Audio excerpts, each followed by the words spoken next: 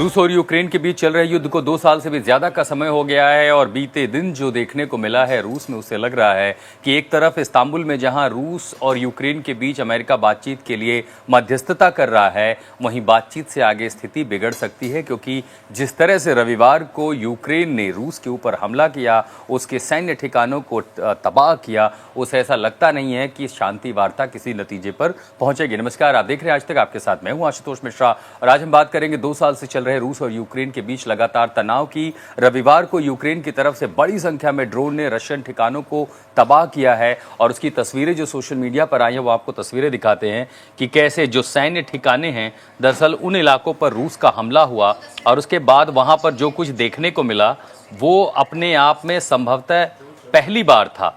मसलन ट्रकों से यूक्रेन ने सबसे पहले जो ड्रोन थे उनको भेजा और ये ड्रोन जो हैं ये दरअसल ट्रक के अंदर थे, वुडन बॉक्स में थे। ये ट्रक पर गए कहीं 1800 किलोमीटर से लेकर के 4000 किलोमीटर की दूरी तक, और इन्हीं ट्रकों में वो जो ड्रोन रखे हुए थे, दरअसल वो ड्रोन सही समय पर ट्रक की जो छत है वो ऑटोमेटिक अपने तरीके से बाहर खोले, उनमें से ड्रोन निकले और उन्होंने जाकर के सैन्य ठिकानों को नेस्तो नाबूद किया।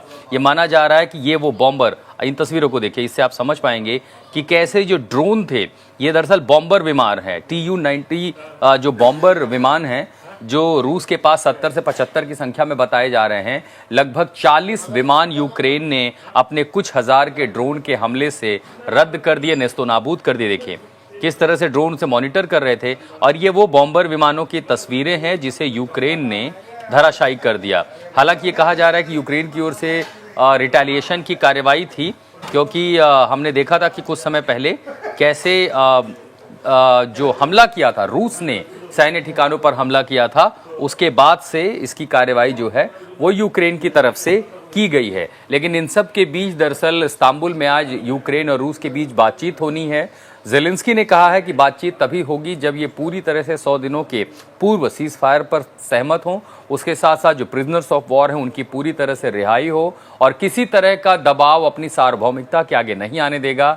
यानी डीमिलिटराइजेशन के प्रोग्राम जो रूस का प्रपोजल उसे वो नहीं मानेगा और इन शर्तों पर अगर वो सहमत होता है तो फिर युद्ध पर चर्चा होगी, सीज फायर पर चर्चा होगी। आपको एक जानकारी देते जब तक हमें तस्वीरें दिखाएं कि 40 फाइटर प्लेन, बॉम्बर जो बॉम्बिंग प्लेन होते हैं उनको तबाह कर दिया गया। लकड़ी के शेड की छतों के भीतर छुपाए गए थे इन ड्रोन को और इस ऑपरेशन का नाम यूक्रेन ने दिया था ऑपरेशन स्पाइडर वेब। 4 रूसी हवाई अड्डों को ठिकाना बनाया गया और ये पिछले 2 सालों में लगभग सबसे बड़ी कार्रवाई है यूक्रेन द्वारा रूस के सैन्य ठिकानों पर। देखिए ये विस्तृत रिपोर्ट।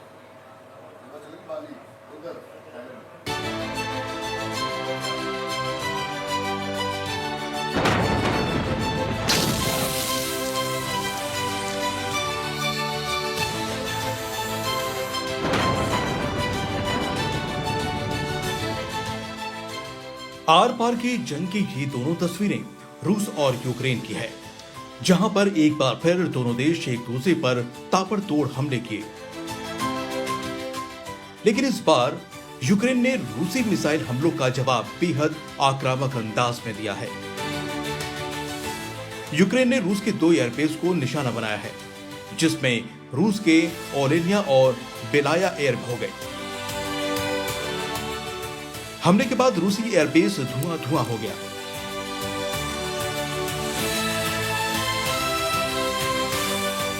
यूक्रेन ने ड्रोन हमले में 40 रूसी बॉम्बर्स को निशाना बनाया है।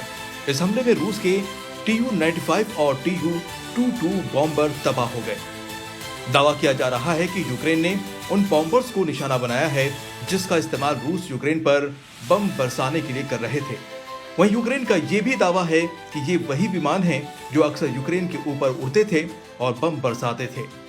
हमले का सबसे प्रमुख लक्ष्य रूस के इर्कुत्स्क क्षेत्र में स्थित बेलाया एयरबेस रहा, जो यूक्रेन की सीमा से करीब 4000 किलोमीटर दूर है।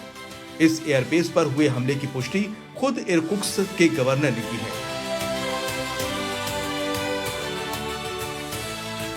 यूक्रेन ने यह ड्रोन हमला रूस में तब किया है जब इस्तांबुल में रूस यूक्रेन के बीच शांति वार्ता को लेकर सोमवार को बातचीत होने वाली है।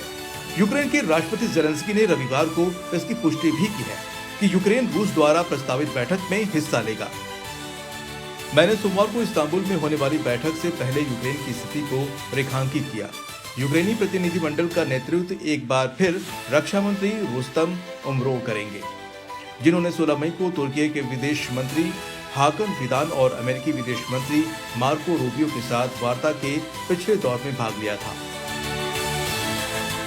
यूक्रेन के इस हमले के बाद अब देखना होगा कि 2 जून को तुर्की के इस्तांबुल में होने वाले रूस और यूक्रेन शांति वार्ता कितनी सफल रहती है। इससे पहले दोनों देशों के प्रतिनिधिमंडल 16 मई को मिले थे, लेकिन बातचीत बेनतीजा रही थी। आज तक ब्यूरो।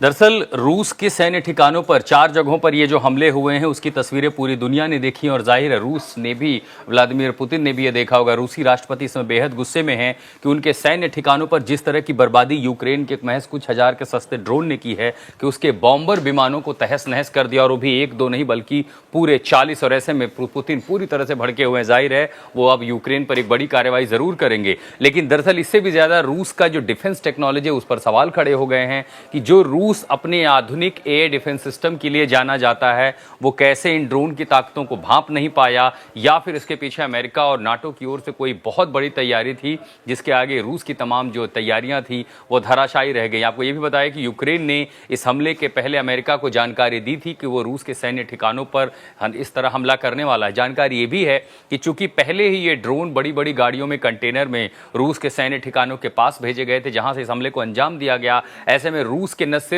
एयर डिफेंस सिस्टम पर सवाल उठे हैं बल्कि उसकी इंटेलिजेंस पर भी सवाल उठे हैं कि आखिर उसकी नाक के नीचे इतना बड़ा हमला करने में यूक्रेन कैसे कामयाब हो गया। अशरफ वानी हमारे संवाददाता हमारे साथ जुड़ रहे हैं। अशरफ, रूस की जो ताकत है वो है उसका इंटेलिजेंस, उसका एयर डिफेंस, उसकी मसल और उसकी फायर पावर, लेकिन कल जो यूक्रेन ने दिखाया है कि 2 साल बाद एक नई तकनीक का इजाद की आर्टिफिशियल इंटेलिजेंस से पावर एफसीवी ड्रोन उसके अंदर जाते हैं 100-200 किलोमीटर नहीं बल्कि 1800 किलोमीटर से लेकर के 4000 किलोमीटर दूर तक चुन चुन कर विमानों को, बॉम्बर विमानों को निशाना बना रहे हैं। उसकी न्यूक्लियर सबमरीन कैपेबिलिटी साइट जहां पर है वहां उसके नेवल बेस को निशाना बना रहे हैं। क्या ये रूस की उन कमियों को सामने नहीं ला रहा है? रूस में इंटेलिजेंस फेलियर की कमी को साफ तौर से दर्शा रहा है, क्योंकि जिस अंदाज से जो ज़ेलेंस्की का कहना है कि जो राष्ट्रपति है यूक्रेन के कि 1.5 साल से इस ऑपरेशन की तैयारी चल रही थी, यानी पिछले 1.5 साल से यूक्रेन इस ऑपरेशन को अंजाम देने के लिए जो है काम कर रहा था और फिर इस ऑपरेशन को सफल भी कर दिया।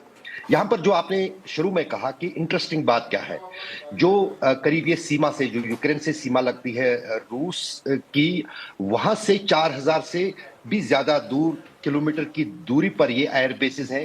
साइबेरिया में जो एक अलग एक हिस्से में रूस के है, वहां पर इस एयर बेस पर जो है निशाना बनाया गया है। वो भी जो आपने कहा कि एक लकड़ी से बनी हुई ट्रक, जिसमें ये संभवतः जताई जा रही थी कि आम इंसान ये समझता कि इसमें लकड़ी जा रही है एक प्रांत से दूसरे प्रांत में, उसी में ये ड्रोन छुपा के रखे गए थे। किसी को शक भी नहीं हुआ और उतना ज्यादा सर्वेलेंस और सिक्योरिटी सिस्टम भी रूस में नहीं है जैसे कि छोटे बाकी देशों में होता है कि ट्रक में क्या जा रहा है, ट्रक में क्या आ रहा है। तो बनक भी नहीं थी रशिया को कि इस तरह से ट्रकों में जो है इस तरह से ड्रोन आएंगे और इन पर इतना बड़ा हमला, क्योंकि ये छोटी बात नहीं है। 40 बॉम्बर विमानों को मामूली से कीमत वाली ड्रोन से तबाह करना, वो बहुत बड़ी जो है, बहुत बड़ी एक घटना भी है और एक बहुत बड़ा हमला रूस पर भी है। 1/3 जो एयर पावर है रूस का, खासतौर से जो बॉम्बर्स जिस पर आरोप है कि उन्हीं का अधिकतर इस्तेमाल वो यूक्रेन पर बॉम्बिंग और मिसाइल्स के लिए कर रहा था, उनमें से 1/3 जो है वो तबाह हो गए हैं। 3.5 मिलियन एक बॉम्बर की कीमत है और जिसको क्या गिराया कुछ हजार के ड्रोन ने। लेकिन ये ऑपरेशन यूक्रेन के लिए तभी सफल हुआ क्योंकि एक तो बहुत करीब से उन एयर बेसिस के, क्योंकि रशिया के जमीन से ये हमले लॉन्च किए गए, ये ड्रोन लॉन्च किएंगे और बहुत करीब उन एयर बेसिस के, ज्यादा दूर नहीं, वहां से ट्रक से ड्रोन लॉन्च गए। तो जाहिर है कि जो एयर डिफेंस सिस्टम था ना ही वो अलर्ट पर था और ना ही रूस के एयर डिफेंस सिस्टम को इस तरह की कोई बनक थी कि इतने नजदीक से उन पर ड्रोन से जो है हमला होगा। बिना किसी बनक के, बिना किसी बहुत बड़ी तैयारी के। लेकिन जो आपने शुरू में कहा कि अब देखना ये दिलचस्प होगा कि इसका बदला, क्योंकि पुतिन जो है बदले के लिए जाने जाते हैं। उन्होंने पहले ही धमकी दी है कि वो अगर उन्हें जरूरत पड़ी, वो उसमें बदलाव भी किया है, वो न्यूक्लियर हथियारों का भी इस्तेमाल कर सकते हैं। अब दुनिया में ये चिंता बढ़ने लगी है कि रूस का रिएक्शन, यानी जिसको हम कहते हैं जवाबी कार्रवाई, क्या होगी। क्या रूस की तरफ से कहीं ना कहीं तीसरे विश्व युद्ध की और चीजों को जो है धकेला जाएगा, जिसकी धमकी रूस बार बार दे रहा है। क्या वो कोई न्यूक्लियर एसेट यूज करेगा के ऊपर हमले के लिए, वो भी एक अंदेशा बना हुआ है।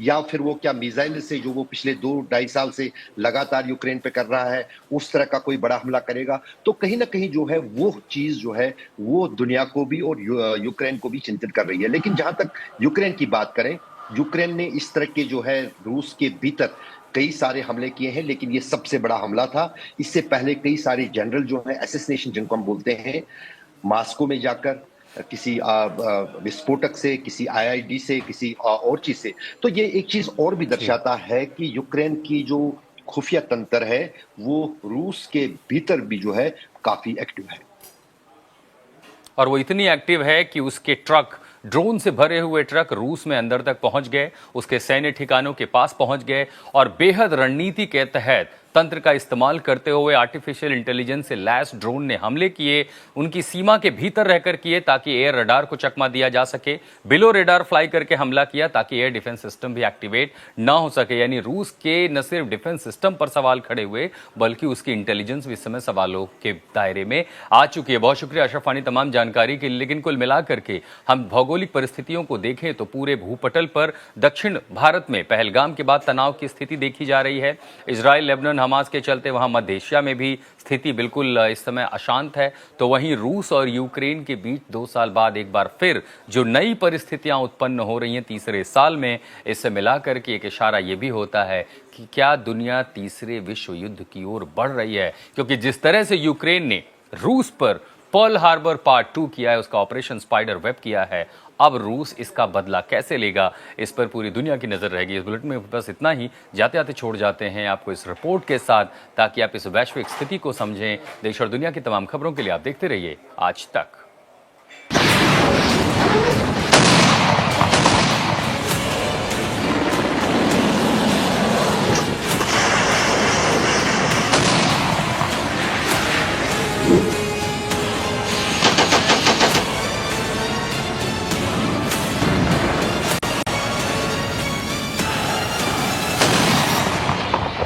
Not my war. I just want to solve the problem for people. Russia was, the Russia hoax turned out to be a total hoax. All of a sudden, rockets got shot into a couple of cities and people died. I'll give you an update. I'm not happy with what Putin's doing. He's killing a lot of people.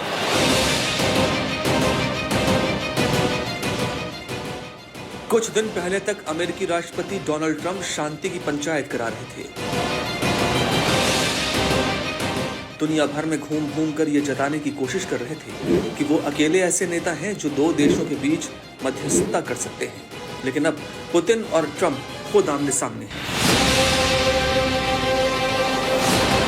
दोनों ओर से धमकियां दी जा रही हैं, विश्व युद्ध की चेतावनी दी जा रही है। दुनिया के 2 शक्तिशाली नेता टकराव की ओर बढ़ रहे हैं।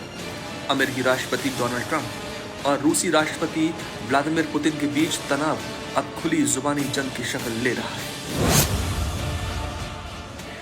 Yeah, I'll give you an update. I'm not happy with what Putin's doing. He's killing a lot of people, and I don't know what the hell happened to Putin. I've known him a long time, always gotten along with him, but he's sending rockets into cities and killing people, and I don't like it at all, okay? We're in the middle of talking, and he's shooting rockets into Kiev and other cities. I don't like it at all. Киевского режима есть и другой путь, о котором тоже неоднократно говорилось. Это путь безоговорочной капитуляции. Такая формула мира в международном праве тоже существует. Если сказать прямо... विवाद तब शुरू हुआ जब 24 और 25 मई की रात रूस ने यूक्रेन पर बड़ा हमला किया। यूक्रेन के 30 से भी ज्यादा शहरों को निशाना बनाया गया। रूस ने इसे पुतिन के हेलीकॉप्टर को निशाना बनाए जाने की जवाबी कार्रवाई कहा। इस हमले में कई आम लोगों की मौत हो गई। फिर आया इस मामले पर डोनाल्ड ट्रंप का जवाब।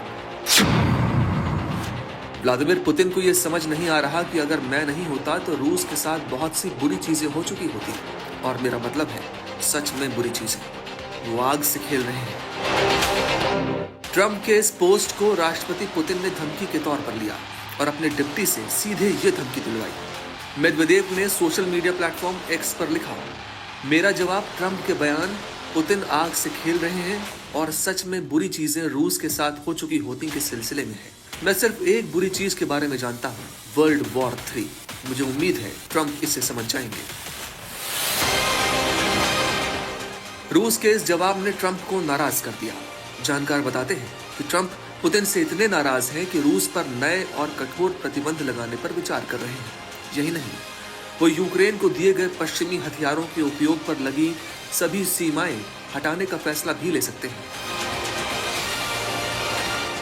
ये खबर जैसे ही सामने आई, दिमित्री मेदवेदेव ने एक और वीडियो पोस्ट करते हुए कहा कि अगर यूक्रेन मिसाइल अटैक करता है तो उसका नक्शा और भी छोटा हो जाएगा। उनको अब कॉम्प्लेक्सिटी जो युद्ध के होते हैं वो समझ में आ रहा है। जो रूस के अपने इंटरेस्ट हैं वहाँ पे वो दिख रहे हैं और पुतिन बिल्कुल उनके इशारों पे नहीं चल रहे हैं। युद्ध विराम अगर नहीं होता है और युद्ध अगर एस्केलेट होता है तो यह जरूर है कि रूस और नाटो के बीच में ऐसी स्थिति, कॉन्फ्लिक्ट की स्थिति बन सकती है। और अभी दोनों तरफ से देखें तो जैसे फिनलैंड में फिनलैंड के बॉर्डर पे रूस अपने डिफेंसेस को स्ट्रॉन्ग करने की कोशिश कर रहा है। फिर नाटो जो है अपने वो एयरक्राफ्ट इत्यादि या मिसाइल पोलैंड में, लाटविया, एस्टोनिया इत्यादि जो बाल्टिक स्टेट है वहाँ पे उन्होंने अपने नाटो के आर्मी और मिसाइल इत्यादि स्थापित करने की कोशिश कर रहे हैं। तो उससे टेंशन तो बढ़ता जा रहा है, सिक्योरिटी डिलेमा बढ़ता जा रहा है। लेकिन मुझे नहीं लगता है कि तीसरे विश्व युद्ध की स्थिति बढ़ रही है। डोनाल्ड ट्रंप को यकीन था कि वो अपने कड़े तेवर और डील मेकिंग स्टाइल से पुतिन को रोक सकते हैं, लेकिन पुतिन ने उन्हें न सिर्फ नजरअंदाज किया बल्कि और आक्रामक रुख अपनाते हुए ये संकेत दिया कि वो किसी के दबाव में झुकने वाले नहीं। जब ट्रंप पहले कार्यकाल में व्हाइट हाउस में थे तब रूस यूक्रेन टकराव अपनी शुरुआत में था। दोनों देशों के बीच युद्ध वाला माहौल था, लेकिन अब हालात बहुत बदल चुके हैं। अब रूस को अमेरिका या यूरोप से सीधी चुनौती मिलने का डर नहीं रहा। पुतिन जानते हैं कि पश्चिमी देश शायद थक चुके हैं, ज्यादा सैन्य सहयोग नहीं दे सकते और आर्थिक प्रतिबंधों का असर भी पिछले 3 सालों में सीमित हो चुका है।